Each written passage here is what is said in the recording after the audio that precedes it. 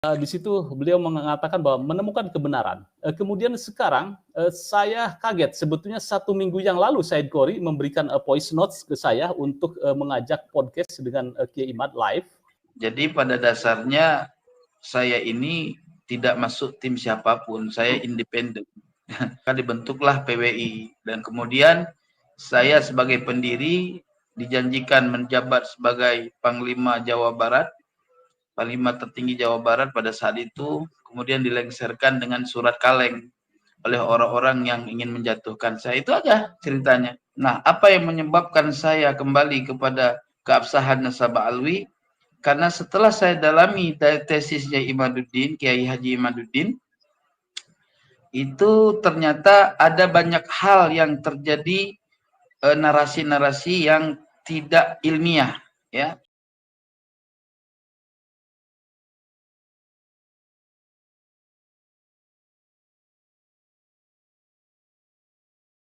Assalamualaikum warahmatullahi wabarakatuh. Pemirsa pada Suara TV, bersama saya 1 jam ke depan menemani Anda podcast. Tema yang dibahas kali ini mengungkap alasan Teku Ghori atau Said Ghori, dulu pendukung Kiai Imad, kini dukung Nasabah Alawi. Juga nanti ada panelis Dr. Ribut Nurul Huda, beliau intelektual muda NU, panelis atau antitesis saya diharapkan mengkritisi Said Ghori, nanti paparannya, lulusan Sudan dan sekarang kayaknya berada di Sudan. Jam berapa di Sudan ini, Dr. Ribut?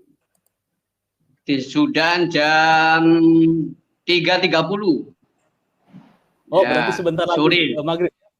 Masih lama ya? Lagi lapar-laparnya. Iya, masih lama. Masih lama. Baik, sebelum podcast saya ada beberapa aturan di podcast ini. Yang pertama, jangan memberikan sebuah kalimat-kalimat umpatan, cacian. Kita boleh panas di dalam pemikiran, tetapi di dalam hati tetap kita gitu kan ya, santai. Dan juga kita memberikan sebuah perbedaan. Said Ghori tempo hari memang mendukung Kiai Imad, sekarang kemudian juga membela Nasabah Alawi. Itu adalah hal yang lumrah di dalam sebuah kajian akademik, dan juga lumrah bagi seseorang memiliki persepsi yang berbeda.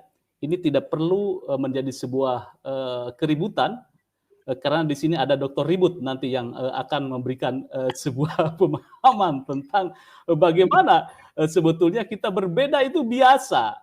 Ketika saya di kampus berantem tanda kutip ya tentang sebuah persoalan, tetapi tidak dengan emosional. Ini yang saya harapkan.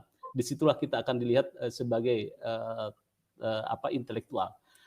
Baik, yang pertama selamat saya ke Said Ghori, ini semakin terkenal nih. 1 tahun yang lalu podcast di saya, dan beliau mengatakan bahwa awal mula ketemu Kiai Imad adalah di TikTok, kemudian juga dia menelaah yang tadinya juga Said Ghori menemukan sebuah kebenaran bahwa Nasabah Alawi adalah benar, kemudian juga ketemu dengan Kiai Imad bahwa akhirnya mendukung tesis Kiai Imad dan juga menjadi salah satu panelis di perdebatan akbar, yaitu di Banten, dan beliau adalah saya lihat terdepan ketika itu membela kajian Kiai Imad.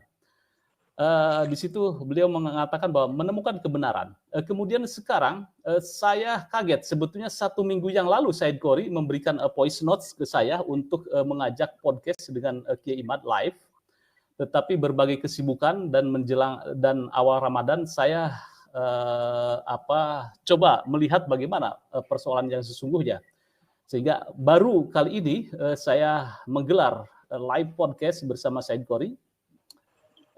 Alasan yang pertama, saya ada beredar di media sosial, apakah ini saya perlu klarifikasi nih ke Said Ghori. Said Ghori, apakah memang keluar dari barisan Kiai Imad, atau rumor yang berkembang bahwa Anda Said Qori itu dikeluarkan dari barisan Kiai Imad. Ini yang benar yang mana nih sebelum kita masuk ke materi podcast sebelumnya. Silakan Said Qori mungkin bisa klarifikasi dulu, nanti ada beberapa pertanyaan mengenai inti materi. Silakan Said. Baik, Assalamualaikum warahmatullahi wabarakatuh. Alhamdulillah wassalatu wassalamu ala Rasulillah Sayyidina wa Maulana Muhammad ibn Abdullah sallallahu alaihi wasallam wa ala alihi wa sahbihi ajma'in, amma ba'du. Khina fillah, dimanapun antum berada, hari ini saya ingin sampaikan bahwa saya dalam keadaan sehat walafiat, tidak ada halangan apapun, dan yang saya hormati wabil khusus pemilik akun YouTube yang bernama Pada Suka TV yang dipimpin oleh Bapak Yusuf Mars. Nah, yang kedua yang saya hormati dan muliakan intelektual NU katanya, yaitu Bapak Dr. Ribut Nur Huda.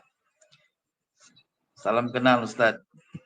Ya, salam kenal Tuan Qori. Ya, baik, saya ingin sampaikan dari pertanyaan beliau dari Bapak Yusuf Mars. Pada sebenarnya saya ini nggak masuk tim siapapun. Ya, saya itu orangnya bebas, independen. Hanya saja pada waktu debat di Benda Kerep, Kiai Haji Imad mengajak saya untuk bergabung bersama beliau di dalam mengungkapkan kepalsuan nasab alwi ini awalnya. Ya saya demi kebenaran ya nggak apa-apa, ikut aja kan. Nah, berjalan waktu tidak lama setelah Benda Kerep terjadilah diskusi di Kesultanan Banten. Jadi pada dasarnya saya ini tidak masuk tim siapapun, saya independen. Terus setelah terjadi diskusi Banten, ada orang yang datang menelpon saya, yaitu Abbas Buntet. Nah, beliau, Gus Abbas Buntet itu mengajak saya untuk datang ke Cirebon. Setelah datang ke Cirebon, itu bermusyawarah bagaimana selanjutnya terkait tesis Imad. Ayo kita kawal, bila perlu kita bentuk sebuah organisasi supaya pengawalan ini lebih tepat dan tidak ada persekusi. Nah itu, maka dibentuklah PWI, dan kemudian saya sebagai pendiri dijanjikan menjabat sebagai Panglima Jawa Barat, Panglima tertinggi Jawa Barat pada saat itu, kemudian dilengserkan dengan surat kaleng oleh orang-orang yang ingin menjatuhkan saya. Itu aja ceritanya. Jadi sebetulnya dalam proses penelitian nasab saya independen, saya bukan orang Imad, orang Kiai Haji Imad. Saya bukan orangnya si Fuad, tetapi saya orang yang diajak untuk bergabung bersama di dalam mengungkapkan nasab Ba'alawi ini. Nah, kemudian ada rumor bahwa saya dikeluarkan lah segala macam, itu perspektif mereka yang mereka itu sebenarnya nggak tahu sejarah. Jadi itu aja yang dapat saya sampaikan, singkat, jelas, padat. Oke, baik Said Qori, ini sebelumnya Anda memang dikenal sebagai pembela tesis kajian Kiai Imad, kemudian juga di podcast di saya. Namun sekarang membela nasab Ba'alawi ya. Apa yang membuat Anda berubah sikap secara drastis? Baik, saya berubah itu karena pada dasarnya saya sudah sampaikan kepada antum juga dulu, dimanapun saya selalu bernarasi bahwa saya ini meneliti dan masih dalam proses penelitian yang mendalam. Walaupun pada saat itu saya menyatakan bahwa penelitian saya terhadap nasab Alawi sebagai nasab yang palsu itu sudah mencapai 99%, bahasanya dulu ya. Nah, namun terkadang dalam 1% itu bisa mengunggulkan dari 99%. Nah, apa yang menyebabkan saya kembali kepada keabsahan nasab alwi? Karena setelah saya dalami tesisnya Imaduddin, Kiai Haji Imaduddin, itu ternyata ada banyak hal yang terjadi, narasi-narasi yang tidak ilmiah ya dari tesis Imad, tesisnya Kiai Haji Imaduddin. Apa diantaranya tuduhan dia terhadap kitab Abnaul Imam itu adalah kitab palsu. Sementara awalnya saya menjadikan keabsahan Nasabah Alawi itu dengan kitab Abnaul Imam. Lalu saya terdoktrin sama Kiai Haji Imad atas tuduhannya terhadap kepalsuan kitab Abnaul Imam dengan narasi yang ada di dalamnya, yaitu tahqiq muhakkik ya, tahqiq mukaddimah muhakkik atau mukaddimah tahqiq ya. Nah, setelah berjalan waktu saya nggak mendalami itu, namun setelah saya pulang ke Aceh 2 bulan, lalu saya berkomunikasi dengan ulama-ulama Aceh di sana. Kata guru saya, kamu silahkan meneliti keabsahan Nasabah Alawi atau kepalsuannya, tetapi jangan berdiri atas orang lain, berdirilah atas ilmumu sendiri. Berdasarkan dukungan kiai saya untuk saya berdiri atas ilmu saya, maka saya meneliti kembali tesis Kiai Haji Imaduddin, dan di situ sangat terang saya mendapatkan kepalsuan-kepalsuan daripada narasi Kiai Haji Imaduddin yang tidak bisa dibuktikan secara ilmiah. Lalu saya ikrar untuk kembali kepada keabsahan Nasabah Alawi sekaligus membuat antitesis dari Kiai Haji Imaduddin ya, yang sudah ada di hadapan saya, sudah selesai nih ya, cuman tinggal ditahqiq saja karena antitesis saya itu berdasarkan tahqiq ya. Nah, alhamdulillah hari ini sudah sampai di mahasiswa Kairo mahasiswa Indonesia yang ada di Kairo yang akan disandingkan kepada 2 syekh ulama Kairo, di antaranya Syekh Yusri dan ada lagi Syekh apa saya lupa. Insyaallah nanti akan ada kata pengantar dari mereka. Oleh sebab itu teman-teman semua yang dirahmati oleh Allah, penemuan saya kepada keabsahan Nasabah Alawi itu murni dengan penelitian saya ya, berdasarkan pengalaman-pengalaman diskusi dengan pengikut-pengikut atau pembela Nasabah Alawi seperti Wafi, terus Rumail Abbas. Ada beberapa data dari dia yang saya dalami ya, yang saya simpan di otak saya, lalu saya dalami. Ternyata saya dalami lebih dalam ya, saya menemukan kepalsuan daripada tesis Kiai Haji Imaduddin yang tidak akurat di dalam pembuatan tesisnya untuk membatalkan Nasabah Alawi. Itu daripada sejarah kenapa saya kembali kepada keabsahan Nasabah Alawi. Jadi apa alasan yang signifikan Anda merungkadkan tesis Kiai Imad adalah dengan kitab tadi Abnaul Imam yang kata Kiai Imad adalah palsu gitu ya. Kemudian menurut Anda adalah itu menjadi sebuah referensi kitab di abad kelima. Itu seperti itu atau bagaimana ini pandangan Anda? Baik. Pertama, Kiai Haji Imaduddin menuduh kitab Abnaul Imam sebagai kitab palsu dikarenakan dia mencurigai di dalamnya ada penambahan yang dilakukan oleh muhakkik. Pada dasarnya ketika saya mengkaji kitab-kitab ilmu tahqiq ya, saya punya kitab ilmu tahqiq dalam penelitian Abnaul Imam, itu ada beberapa kitab ilmu tahqiq yang saya masukkan dalam daftar pustaka. Di sana menyebutkan bahwa ulama-ulama pentahqiq itu mereka meneliti manuskrip asli tanpa tahqiq di seluruh perpustakaan dunia. Artinya ketika seorang muhakkik sudah meneliti dari seluruh perpustakaan dunia, lalu dia mengomentari apa yang dia tahqiq, artinya itu Kiai Haji Imad tidak bisa menuduh kitab itu sebagai kitab yang maudhu'ah ya, sebagai kitab yang tidak bisa diambil pegangan di dalam sebuah referensi ya. Ya. Kenapa? Karena Kiai Haji Imad bukan seorang peneliti, karena dia berdasarkan asumsi dia di dalam membaca mukaddimah tahqiq. Maka oleh sebab itu, jikalau dia adalah berani menunjukkan bukti dan memang seorang peneliti, maka wajib atas Imaduddin, atas Kiai Haji Imaduddin untuk membuktikan manuskrip asli tanpa tahqiq Abnaul Imam sebagai perbandingan dari kitab Abnaul Imam yang matbu'ah, yang sudah dicetak, yang beredar saat ini, bila mana dia tidak mampu menghadirkan kitab manuskrip asli tanpa tahqiq karangan Imam Abdul Muammar Yahya ibnu Toba, maka tuduhan dia tidak bisa berlaku di dalam kajian ilmiah. Kenapa? Karena setiap tuduhan sesuatu tanpa syawahid itu batil. Begitu tuan-tuan yang dirahmati oleh Allah.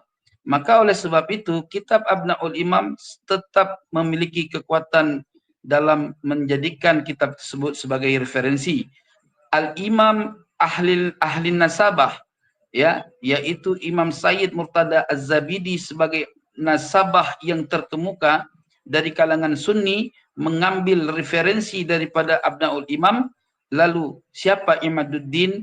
Apakah dia imam ahli nasab yang berani memaudu'kan atau memalsukan sebuah naskah tanpa mampu memberikan bukti yang akurat? Oleh sebab itu, di dalam antitesis saya mempertanyakan kepada Imaduddin, mampukah Kiai Haji Imaduddin untuk menghadirkan manuskrip asli tanpa tahqiq terhadap kitab Abnaul Imam, sehingga menjadi bandingan terhadap kitab Abnaul Imam yang sudah ada pada saat ini di hadapan kita, yang sudah intisyar, yang sudah matbu'ah.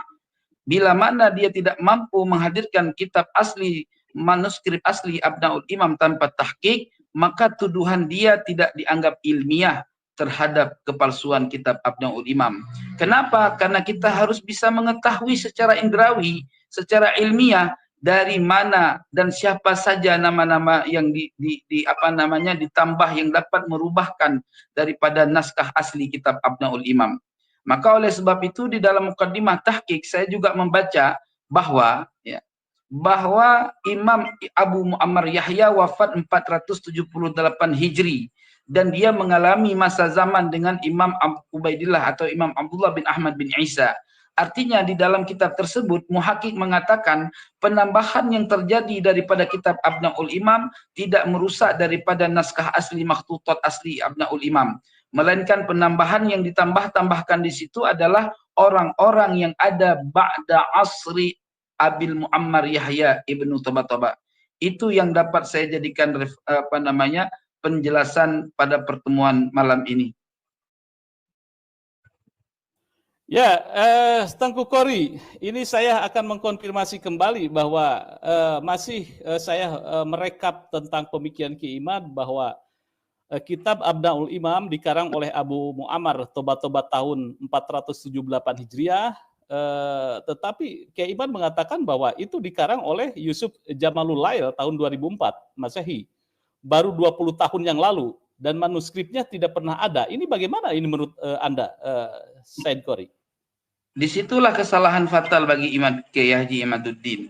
Kalau dia mengatakan itu karangan Imam Al-Habib As-Sayyid Jamalul Lail, maka dia harus membuktikan naskah asli supaya menjadi bandingan antara Abnaul Imam yang dikarang oleh Abu Muammar Yahya ibnu Toba dengan Abnaul Imam yang dituliskan, yang dikarang oleh Al-Habib atau As-Sayyid Jamalul Lail. Kenapa saya katakan demikian? As-Sayyid Jamalul Lail dalam kitab Abnaul Imam ini tidak sebagai penulis, tetapi dia sebagai orang mu'tani yang menghimpun daripada tahqiq ulama sebelumnya, dan dia mengomentari apa-apa yang ada di dalamnya. Hanya saja dia mengaku di dalam naskah tersebut dia menambahkan metodologi penulisan asal. Misalkan yang tadinya pada naskah asli dituliskan melalui kaedah musyajjar tasjir, nah beliau merubah menjadi musyajjar mabsut, ya. Artinya yang tadinya dituliskan dari perut ke atas umudun nasab, dan beliau menuliskan perubahan denah dari atas ke bawah. Dan ini tidak menjadi perihal yang membuat sebuah naskah itu menjadi palsu. Misalkan Dr. Ribut menuliskan sebuah naskah dengan tabel dimulai dari bawah ke atas. Lalu saya yang mentahqiq, saya merubah metodologi penulisan Kiai Dr. Ribut dari metodologi musyajjar Musyajjar kasyaf, artinya musyajjar yang dimulai dari atas ke bawah. Itu tidak mengurangi keaslian sebuah kitab, hanya metodologi penulisan saja yang dirubah oleh Al-Habib Jamalul Lail. Begitu Ustaz. Jadi Kiai Haji Imaduddin sangat fatal di sini. Kenapa? Dia menganggap bahwa kitab Abnaul Imam dikarang oleh Said Jamalul Lail tanpa berdasarkan bukti yang akurat, hanya berdasarkan asumsinya Kiai Haji Imaduddin. Itu tidaklah ilmiah. Maka dalam hal ini tesis harus berdasarkan keilmiahan, tidak berdasarkan asumsi. Jadi kalau dia menuduh itu adalah tulisan tangannya Habib Jamalul Lail, maka dia harus membuktikan ya bahwa secara naskah dan makhtutah itu adalah berdasarkan tulisan tangannya Al-Habib Jamalul Lail. Jika tidak, tuduhan dia adalah tidak ilmiah, melainkan penipuan sejarah zaman modern. Wallahu a'lam.